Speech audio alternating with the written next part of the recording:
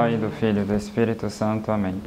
Ave Maria, cheia de graça, o Senhor é convosco. Bendita sois vós entre as mulheres, e bendito é o fruto do vosso ventre, Jesus. Santa Maria, Mãe de Deus, rogai por nós, pecadores, agora e na hora de nossa morte.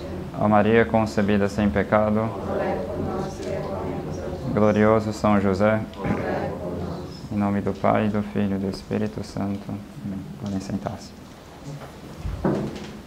Então, algumas rápidas palavras sobre essa importante festa de São José. A grandeza e a dignidade de São José, a gente já consegue contemplar um pouco pelo simples fato de que os dois maiores tesouros que Deus colocou aqui na terra, ou seja, Jesus e Maria, esses dois maiores tesouros da criação de Deus, Deus colocou sob a proteção de São José. Então, se aquilo que Deus tinha de mais precioso, se aquilo que Deus tinha de mais caro, que era Jesus e Maria, Ele quis colocar nas mãos de São José, é porque com certeza Ele não foi qualquer um.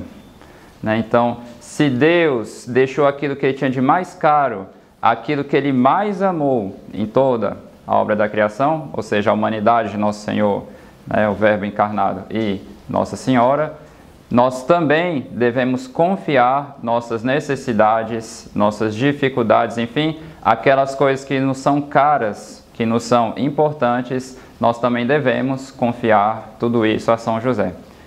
E, de fato, a Igreja, durante sua história, compreendeu a importância de São José. Nós vemos vários padres da Igreja defendendo a honra e a grandeza de São José, porque ele foi o único que teve essa honra de ser o esposo de Nossa Senhora e, de fato, ali, pai adotivo de Nosso Senhor Jesus Cristo. Não é à toa que, inclusive, os apóstolos, quando se refere a São José, falam dele como pai, e também Nossa Senhora, quando encontra o menino Jesus, que ficou 3 dias ali no templo, que eles estavam procurando ele, Nossa Senhora diz: eis que teu pai e eu estávamos à tua procura, cheios de aflição. Então, eles reconheciam, de fato, essa paternidade de São José sobre o menino Jesus.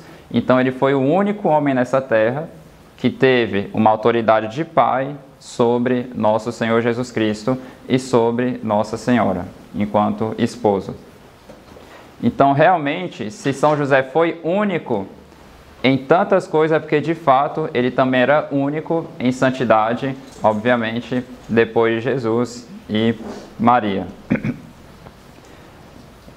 Algo muito interessante, obviamente, nós encontramos várias figuras de São José no Antigo Testamento, mas uma é particularmente interessante, é justamente aquela história da expulsão de Adão e Eva do Jardim do Éden. Porque no Jardim do Éden, então, tinha, que era aquele paraíso, o Jardim do Éden, tinha aquela misteriosa árvore da vida, e depois do pecado de Adão e Eva, Deus colocou 2 querubins para proteger o caminho da árvore, a fim de que o homem não tivesse mais acesso a ele. Então, muitos encontraram nesses querubins uma imagem de São José, porque foi justamente esse anjo de santidade, esse anjo de pureza que foi São José, que Deus colocou para proteger o paraíso do novo Adão, que foi Nossa Senhora e, consequentemente, Nosso Senhor Jesus Cristo.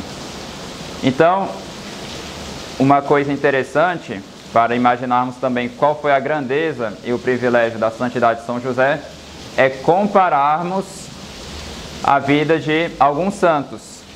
Porque se a gente pode falar certas coisas de alguns santos, quanto mais de Nosso Senhor e de Nossa Senhora, e consequentemente de São José. Então, por exemplo, Santa Catarina de Sena, a Igreja nos faz ler essa história no dia da festa dela, os padres na recitação do breviário.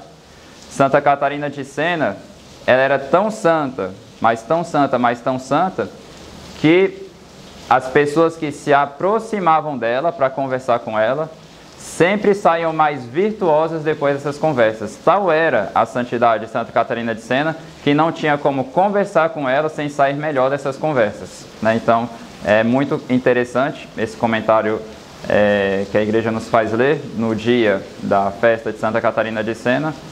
Então, imaginemos, se conversar com Santa Catarina de Sena fazia a pessoa sair melhor, imagina o que não foi para São José ficar 30 anos com Jesus e Nossa Senhora conversando com eles todos os dias, né?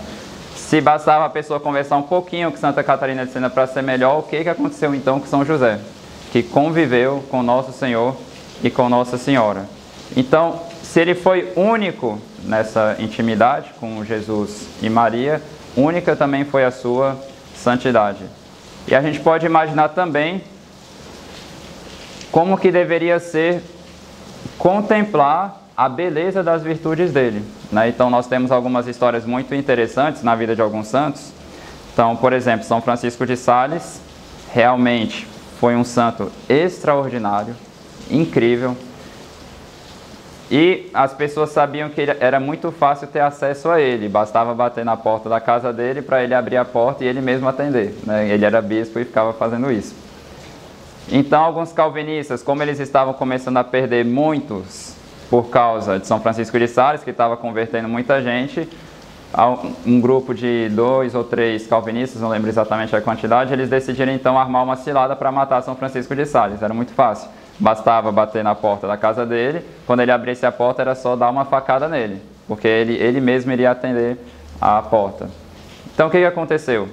Eles foram lá até a casa de São Francisco de Sales, bateram na porta, estavam só esperando ele abrir para matarem ele, e de fato São Francisco de Sales abriu, mas quando eles foram atacar ele, só o fato de olhar para o rosto dele, né, porque a santidade brilhava de tal forma no rosto de São Francisco de Sales, o fato de olhar para o rosto dele fez com que ele se convertesse, né? Então, de fato, muitos santos assim, da época ali, São Vicente de Paulo, ele tem um comentário de como que era São Francisco de Sales. Ele falava que era inacreditável imaginar que a graça pudesse transfigurar de tal forma o rosto de uma pessoa, que ele realmente falou que não viu nada parecido na época dele. E olha que tinha outros santos vivos ali, Santa Joana de Chantal e alguns outros. Então, se São Francisco de Sales bastava olhar para ele para se converter, imagino que não devia ser olhar para São José, né?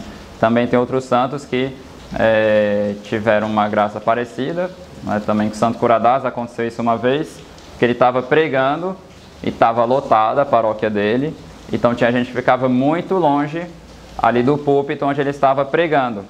Então teve um homem que veio de uma outra cidade, curioso para conhecer esse santo cura da cidade de Ars, mas ele não conseguiu escutar o sermão dele, porque ele estava muito longe.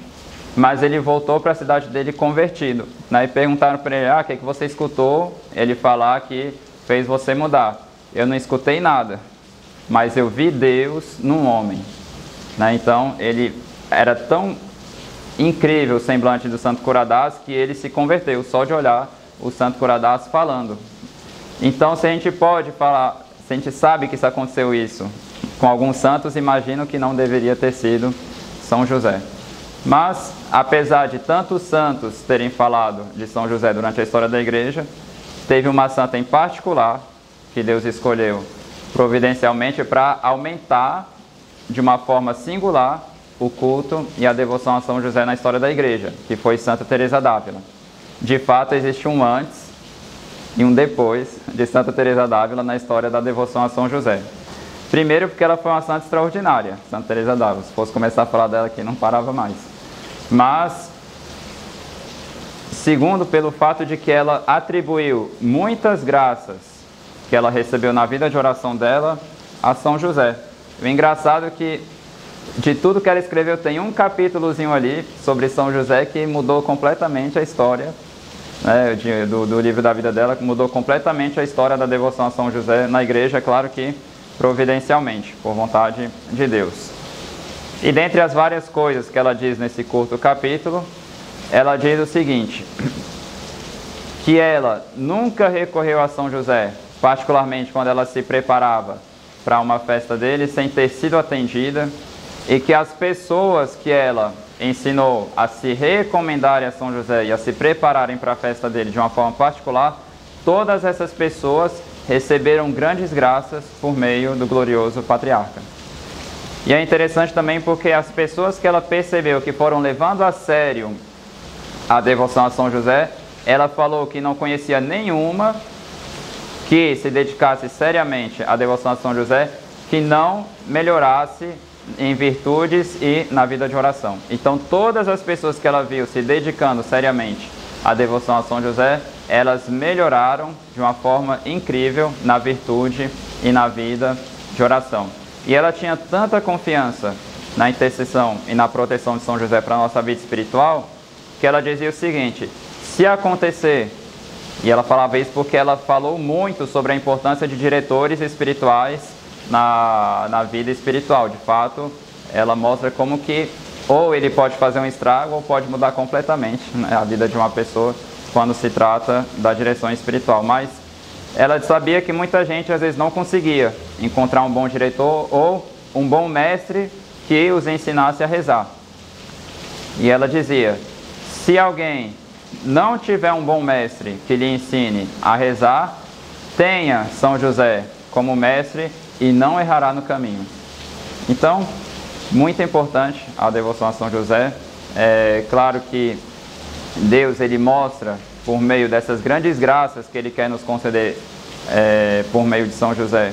Deus nos mostra o quanto que ele amou esse homem, o quanto que ele foi único para ter sido o único a receber essa missão.